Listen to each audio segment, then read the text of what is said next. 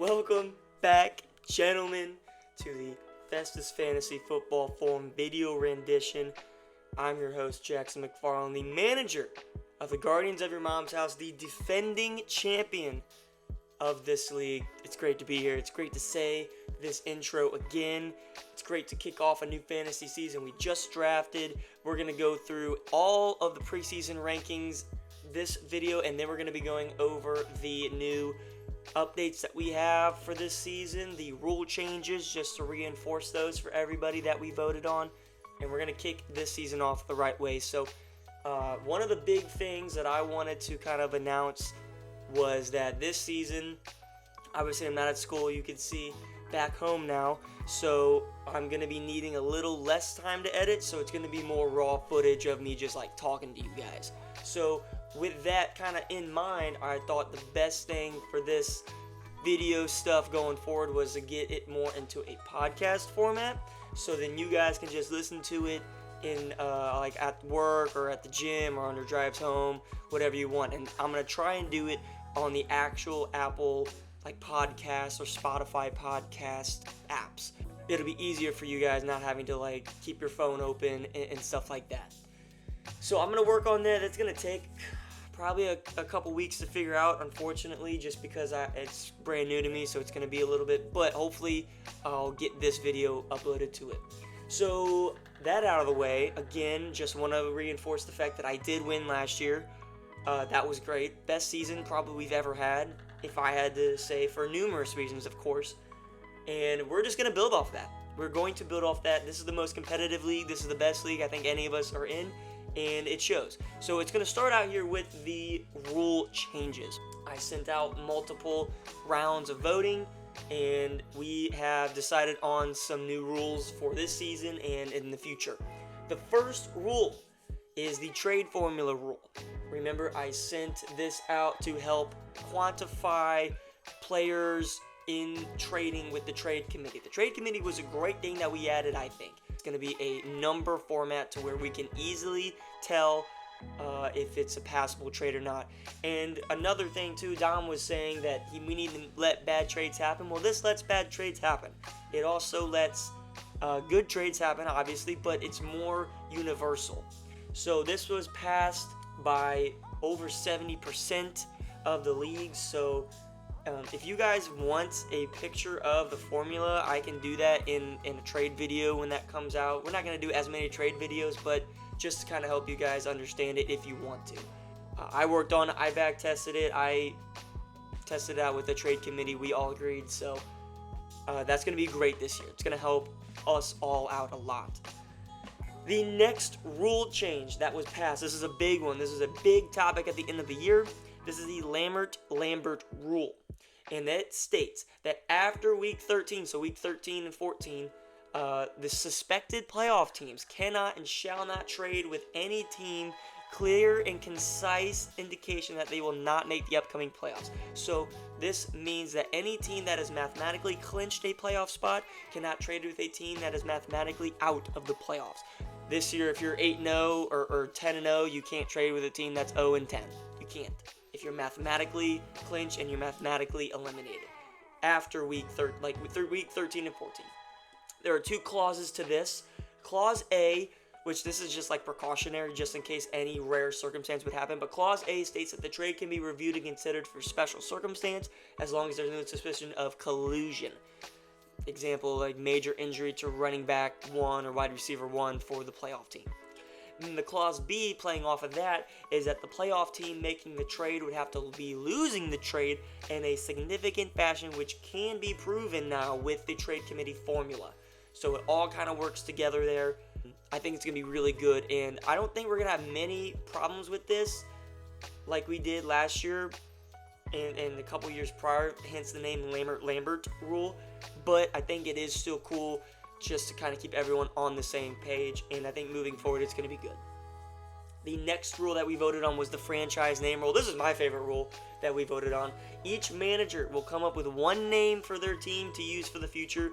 This brings prosperity and a sense of professionalism to the league. This passed almost with flying colors. Clause A to this rule: a team can change aspects of their name throughout the years or even season if the name revolves around a player.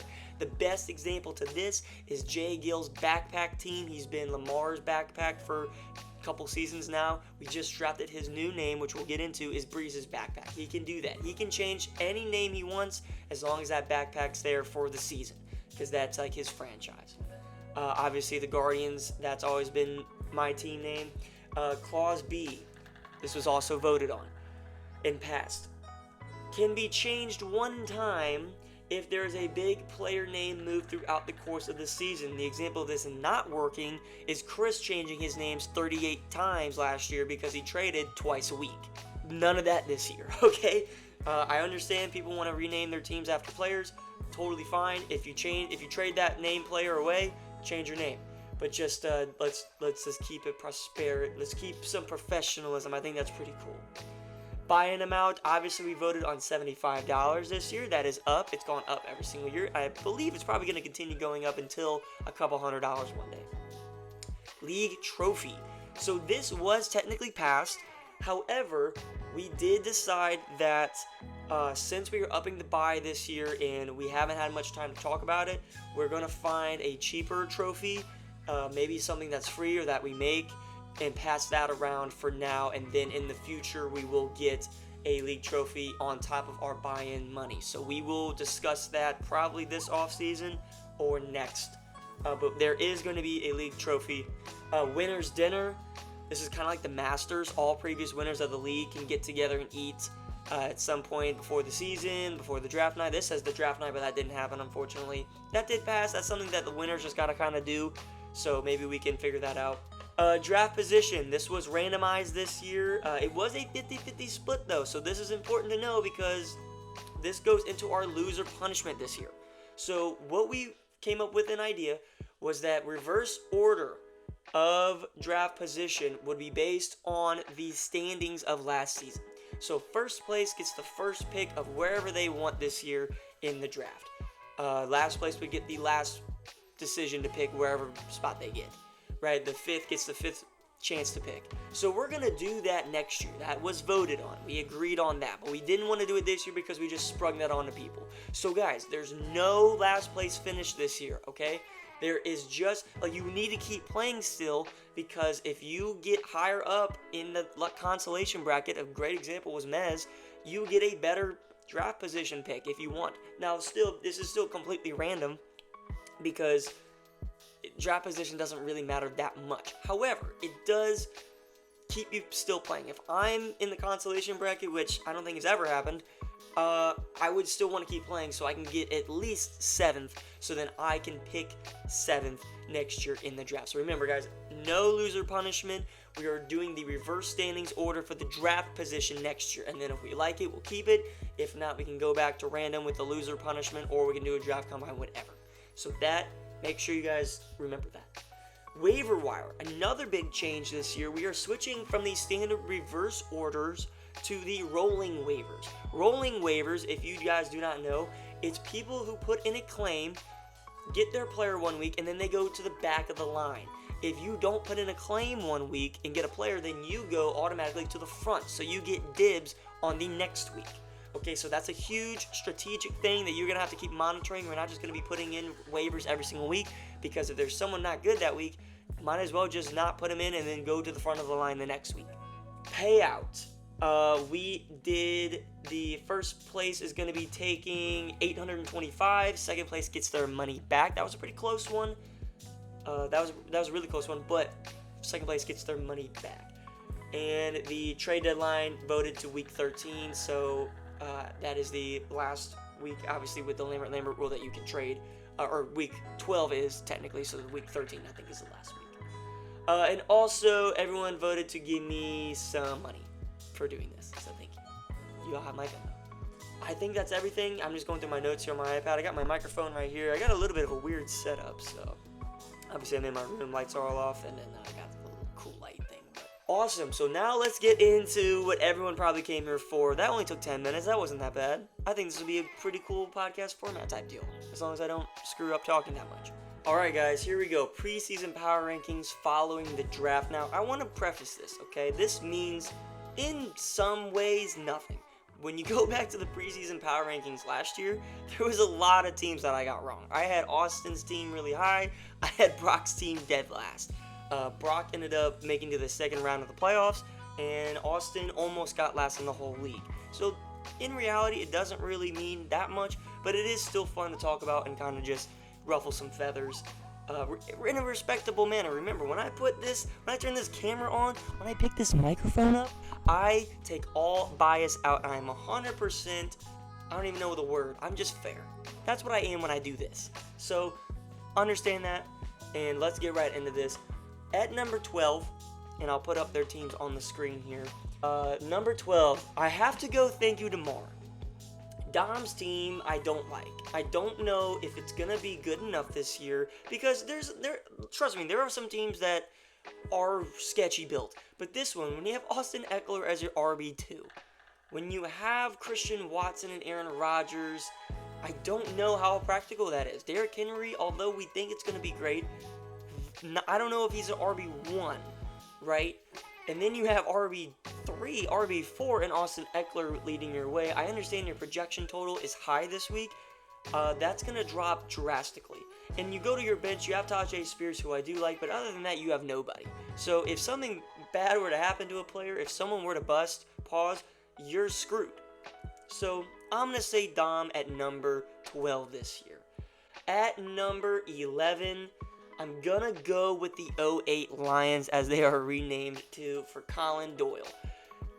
Again, I've seen a lot of people actually do the Gibbs and Laporta stack, which I would usually hate, but the Lions are a really good offense. Like, I'll be okay with it, right? I think that's alright.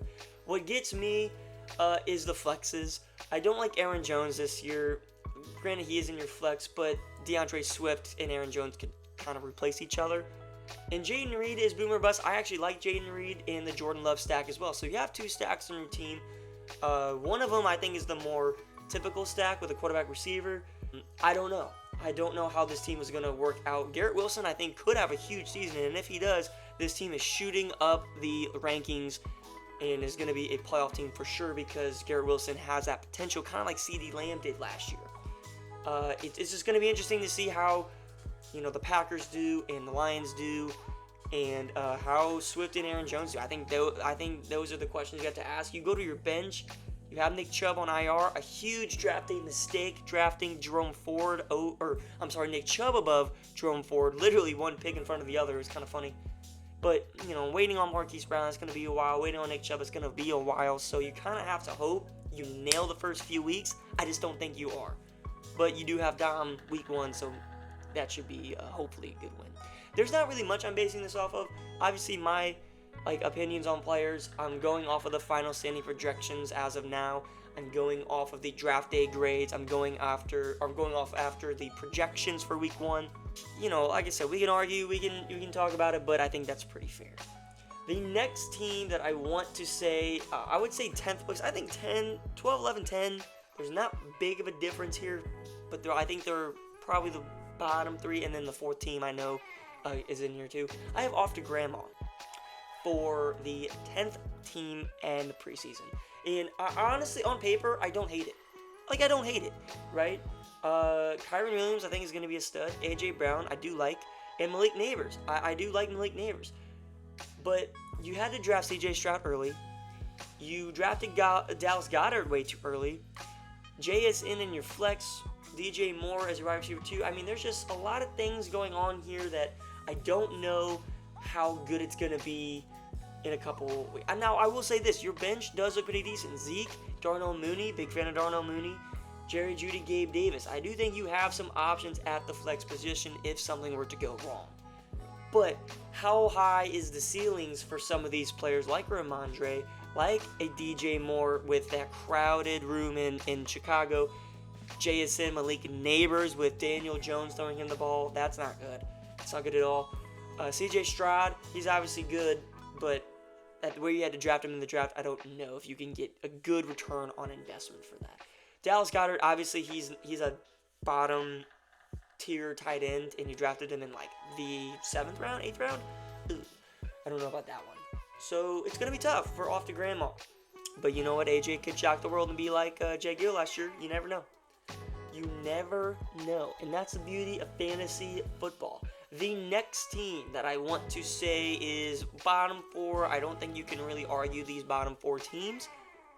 But you can put them in any order you want. I have We Are Shit by Tony Marmani, our soldier. I hate to say it. I do hate to say it because we love Tony. We love Tony. But Michael Pittman and Devonta Smith as your wide receiver 1 and 2, I don't think is feasible this year. You had Jonathan Taylor in the first round. I don't hate that pick. But then you draft Michael Pittman early second with, I just don't know. I don't know about that. Maybe it's because you were imagining Puka to fall to you, maybe. Maybe you were imagining someone was going to fall to you, and you freaked out and whatever, you drafted Pittman because you wanted to go Taylor first. But now, hey, hindsight's 2020. Probably should have went wide receiver, running back in that first 2 turn. But getting off of that, right? That's not going to tear your team down by itself. The tight end position, Njoku, I'm interested to see how that turns out this year. Your bench, Zach Moss, Keon Coleman, we'll see how that turns out this year because we don't know the workload for Zach Moss yet. We don't know the workload for Keon Coleman yet. Maybe you nailed those 2 picks and they're going to be huge players for you. I like Jonathan Taylor and Rachaad White. I like Taylor more. It's interesting here that Rachaad White's projected more because I would imagine Taylor would be. But I think ESPN and a lot of people are really high on Rachaad White, probably more than I am this year. And obviously you liked him enough to take him, and I respect that. But just not enough star power for me, right? Not enough star power for me. You drafted T. Higgins again. He's returning to the Tony squad, which is cool. He might have a good year, you never know. But with Pittman and Devonta Smith, I just don't see the top 5 wide receiver upside that you kind of need in fantasy football.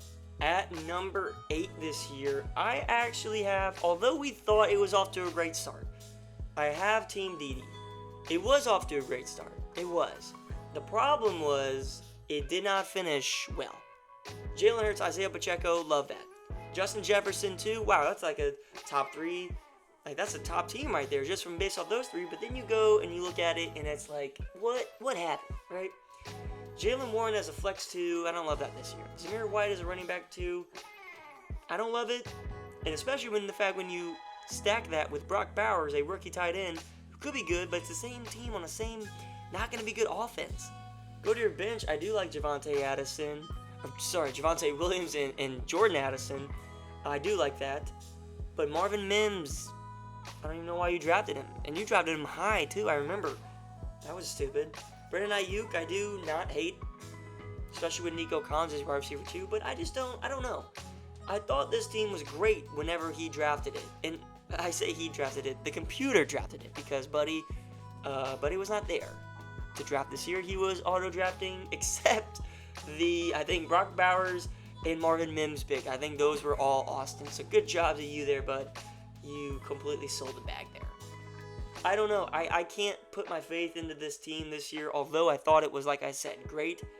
The more I look at it, the more I just am not impressed, especially when, some bad things has happened for Austin. Some bad things happened to Austin in fantasy. So, Austin is number 8. Take a little pause here. How's everybody doing today? Everybody doing good? All right. I wrote it down. I'm kind of like going through my iPad here. Number 7. Breece's backpack. I have them being the number 7th ranked team this year. And I do love Breece Hall pick. I loved where he got him. I think it was 5th overall. It was great to see. Marvin Harrison. Big swing for the fences there. Mike Evans returning to the backpack team. Hopefully he'll stay on that team this year. And besides that, though, I don't love Zay Flowers and I don't love Xavier Worthy. You drafted Anthony Richardson really early, the first quarterback off the board. Hopefully that pays off. I just don't know how likely that will be. Because if you draft the first guy off the board, you kind of have to hope he finishes at that spot. Or else you just lose your investment, right? So drafting Anthony Richardson first at the quarterback position was a big risk. If it pays off, it was worth it. I just don't think it'll pay off. Still probably a top 10 quarterback, though, for sure. Kittle, I like Kittle, but kind of like Tony's team, I see some players here, but how high are these players' ceilings besides Breece Hall? We know Breece Hall's potential. We don't know Anthony Richardson's potential. He only played 2-3 games last year. Although he looked great for fantasy, we don't know his potential. Marvin Harrison, never played a snap yet. You never know. Mike Evans, he's older. George Kittle, he's older. Zay Flowers, again, I didn't really like Zay Flowers last year, and now he's drafted even higher. And Xavier Worthy, we have no idea what his potential is in that Chiefs offense. We hope it's good, but we don't know. Christian Kirk off the bench, I do like that. I'd imagine you'd switch Kirk with Xavier Worthy for this week. And then TJ Hawkinson coming off the bench later in the season. I do like that pick. You're kind of playing for the long term. I really love that pick. So I have Breece's backpack coming in at number 7. I think he's right on that line right now of playoff team and fringe playoff team. So we'll see how he finishes at the end of this season. At number 6, Chubb Checker. Yes, Mez is now projected a playoff team. I do like Mez's team this year. I think he had a decent draft besides two picks. 2 picks were a little questionable. We talked about it in the chat. That one pick was Jake Ferguson. Jake Ferguson was a 10th, 11th rounder, and you took him in like the 7th or 8th. So that was kind of crazy. However, getting off of that though, you still got Lamar, I like. You have Joe Mixon and Kenneth Walker. Not the best running backs, but not the worst either. I would say not the worst running back room, but it's definitely mid. Unless Kenneth Walker has a Josh Jacobs level season where he just breaks out. It's definitely possible. Not so much Joe Mixon. I'm not high on him at all. Amon-Ra St. Brown is the bell cow for this team, along with Devontae Adams. Devontae Adams, love me some Devontae Adams. He's a guardian forever. Won me my chip. But Amon-Ra St. Brown is consistent as they come, and I imagine he's going to be your 20 points per game guy that I think every playoff team, every future champion needs a 20 points per game guy. I think Amon-Ra St. Brown is that guy for you, and I think he's going to really lead this team, hopefully, to a playoff berth for the first time in Mez's illustrious career. Well, not the first time. He's been to the playoffs before, but it's been a while. Moving off of that, though, here's where my questions kind of come up. You have David Montgomery and Amon-Ra St. Brown. We talked about it with Colin's team. I didn't really like the Jahmyr Gibbs and Sam Laporta stack. I can understand it though. The Amon-Ra and David Montgomery stack I actually hate because David Montgomery's only going to lose touches in this offense now that Jahmyr Gibbs is him, unless Jahmyr Gibbs gets hurt, of course. And I just don't like running back receiver stacks. I don't think they're worth it at all because you can argue quarterback, running back. You can argue running back, tight end.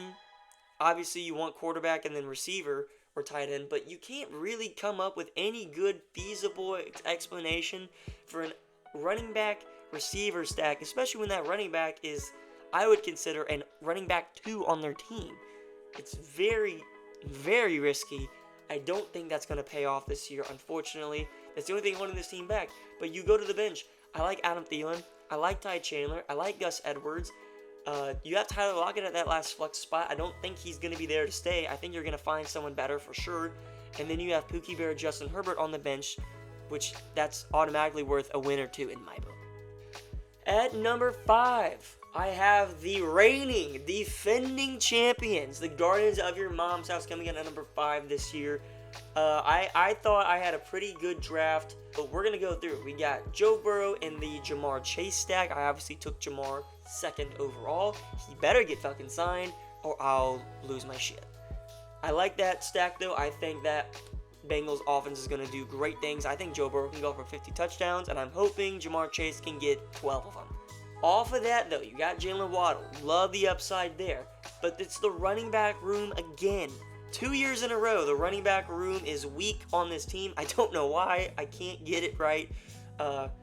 Overpaid for Kamara, I will admit for that. But James Conner returns as the Guardian on the Guardians team. He was an integral part of the team last year. He returns. Mark Andrews. Never really done this before. Never gone high on tight end. I did it this year. I hope it's going to pay off for me. And Chris Godwin in the flex, I do like that. Go to the bench. You got Tony Pollard. Whatever. You got Cortland Sutton. Again, whatever. You have sleeper pick Jaden Daniels in case something terrible happens. Rico Dowdle and Josh Palmer, whatever the fact is. And Chuba Hubbard as that last flex spot. Look, the running back room, like I said, it's gonna be tough. Number 4 this year.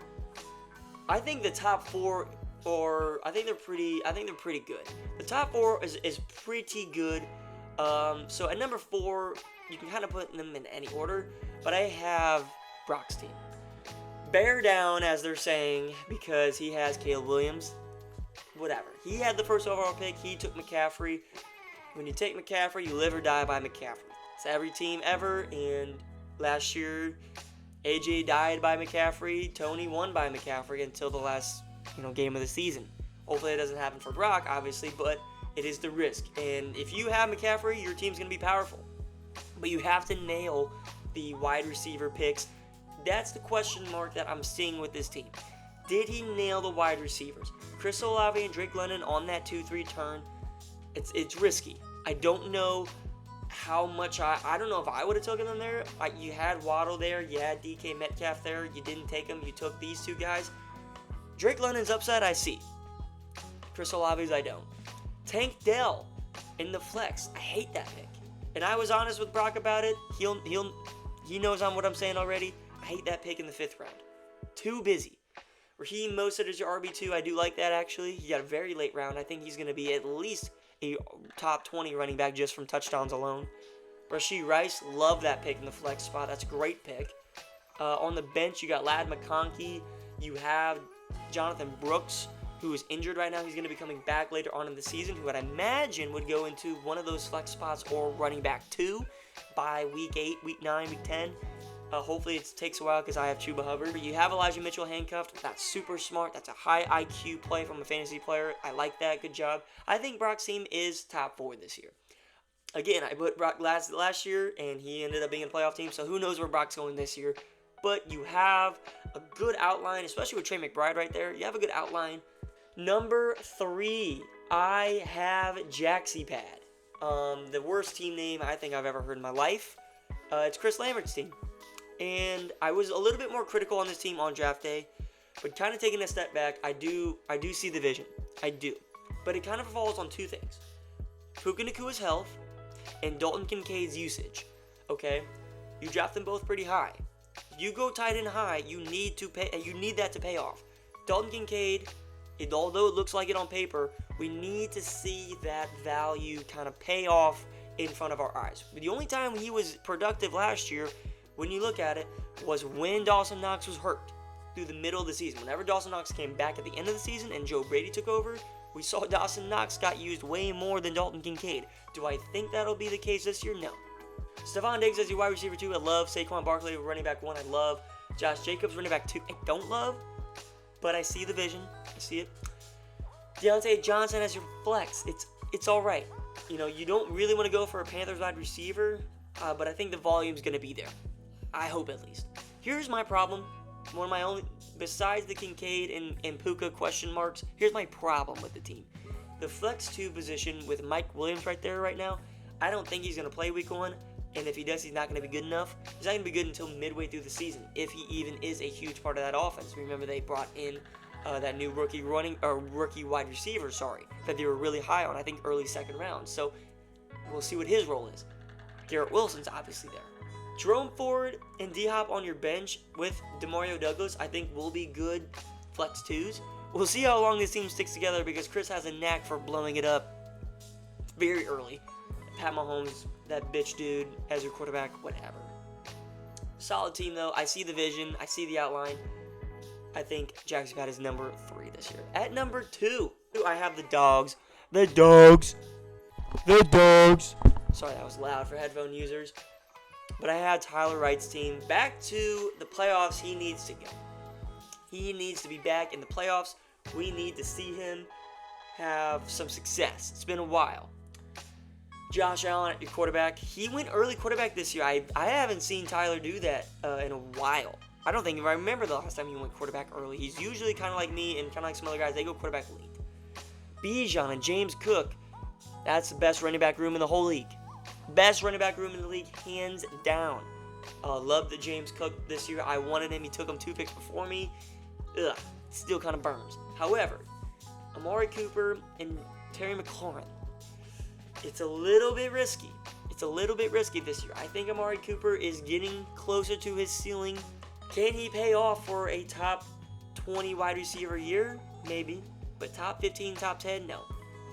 I don't see that at all, especially with Watson, who's been struggling. Terry McLaurin, another big question mark. Although it looks good on paper, we don't know how many yards Jaden Daniels is going to throw for this year. If I were to guess, I would just imagine 3,500. If McLaurin can get 1,200 of those, that's great. Rookie quarterbacks don't throw a lot of touchdowns. I don't know if Terry McLaurin can go for the 10-plus touchdowns you need to be a top 10, top 5 wide receiver. So it's going to be hit or miss, I think, with Terry McLaurin, especially hot or cold. They say that Terry McLaurin's never had a quarterback. Well, we still don't even know if he does. We have to wait and see. Travis Kelce drafted him this year again, a returning member of this team, and it's the round that he should have been drafted in, maybe still a round earlier if you want to be picky. But Travis Kelce back on the dogs. Najee Harris in the flex, I like it. Brian Thomas in the flex, I like it. We'll see how good that actually is when he starts to kind of go. He's a rookie in a crowded wide receiver room with Gabe Davis and Christian Kirk. The vets obviously have priority over a rookie, and we'll see what Brian Thomas does. He looks good, though. He looks good. Jacoby Myers, Curtis Samuel, and Jameson Williams on the bench. 3 guys that could have boomer bust seasons, and hopefully just nail one of them, right? Pause. So there is my number 2. Hope you guys have enjoyed this so far. If you did, comment what you agree or disagree with. Would love to talk about it. But the number 1 team this year, I think, is the You Like That team. Judson Holland. I think he nailed the draft. I think he's got the best team on, at least in my mind. Right? You got Kyler Murray, top 3, top 5 quarterback upside. Pretty much a shoo-in this year with Marvin Harrison. Travis Etienne, running back 3 last year. I think, again, going to be a top 10 running back. Devon Achane. Although I wouldn't have drafted him because I'm scared. I love the upside. And when you have a team that Judson does, you got to go for upside. And you have the room and affordability to go and do that. Devon Achane is the pinnacle of boom or bust this season. And I like it to be your running back too. I love that. CeeDee Lamb as your wide receiver 1. He just got signed. That's huge for this team. And he's going to be good as always. He's going to be great. Cooper Kupp, wide receiver 2. Got him at a discount this year in the 4th, 5th round. We'll see what Puka Nakua's health is. I mean, it's kind of dependent on that. Kyle Pitts. Love Kyle Pitts this season because Kirk Cousins loves the tight ends. Kyle Pitts is, I think, a shoo-in for 1,000 yards. Calvin Ridley as your flex 1. Love that pick. I absolutely love that for your flex. The only thing I'm a little bit about is your flex 2 with Keenan Allen. However, you do have Rome Odunze, so you basically are going to get that wide receiver 2 in Chicago. You're going to get it, and that's the cool thing. On the bench, J.K. Dobbins, Chase Brown, Rome Odunze, like I mentioned, Adonai Mitchell, again, a lot of potential there, and the hometown hero, Kirk Cousins. I think that's the best team, guys. I think Judson's got it. I think he has everything you need. He's got a 20 points per game scorer in CeeDee Lamb. He's got a top 5 rushing quarterback in Kyler Murray. He's got boom or bust with Achane, and I mean boom. But he's got solid running backs. He's got solid flexes. He's got a good tight end. He's got everything. He's checking all of the boxes this year. Preseason favorite for me, besides my Guardians, of course, would be the You Like That squad with Judson. So, thank you guys so much for watching. This was the preseason Power Rankings episode, kind of the rules and updates. Next week, I'm going to be doing the matchup previews for week 1. I'll have the primetime matchup. I'll have some people sending in videos. Who knows? Maybe someone will be joining me for a segment next week. Never know. So be sure to tune in and watch for that. If you're actually listening to this on the podcast app, thank you so much for listening. Tell me if it was good quality, if I need to upgrade something, make it better. You guys let me know. But thank you guys so much again for watching or listening. And I'll see you guys next week. Go Guardians.